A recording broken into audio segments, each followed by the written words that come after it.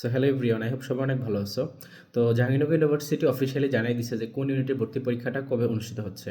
So তোমাদের C unit এবং B unit নিয়ে অনেক কনফিউশনে হয়তো অনেকে আসো যে তোমার একই দিনে কি ভর্তি পরীক্ষা হবে কিনা। সো এটা নিয়ে কনফিউশনের কিছু নেই, তোমাদের সি ইউনিটের ভর্তি পরীক্ষাটা 21 তারিখে হচ্ছে এবং সেখানে তোমার মেল ফিমেল সবারই ভর্তি পরীক্ষা অনুষ্ঠিত হয়ে যাবে। এবং তারপর দিন হচ্ছে বি ইউনিটের ভর্তি পরীক্ষা, এবং সেই দিনই আবার দুপুর পর থেকে হচ্ছে তোমার ই ইউনিটের ভর্তি পরীক্ষা। সো তোমরা কিন্তু সবাই ভর্তি পরীক্ষা দিতে পারতেছো আলাদা আলাদা ইউনিটে। এবং এটা হয়তো তোমাদের একটু খারাপ লাগা আছে যে কেন বি আর সি ইউনিট দিয়ে পরীক্ষাটা শুরু হচ্ছে, লাইক আদার্স ইউনিটগুলো আগে হয়ে গেলে তোমরা একটু সময় বেশি পাইতা। সো এটা নিয়ে এত কনসার্ন হওয়ার কিছু নাই, তোমরা ওয়েল প্রিপেয়ার, যারা আমার কাছে আসো, আমার সাথে কানেক্টেড আসো, তোমরা যারা যারা পড়তেছো তোমাদের ফুল সিলেবাসে আমরা কিন্তু অলমোস্ট কমপ্লিট করে ফেলছি।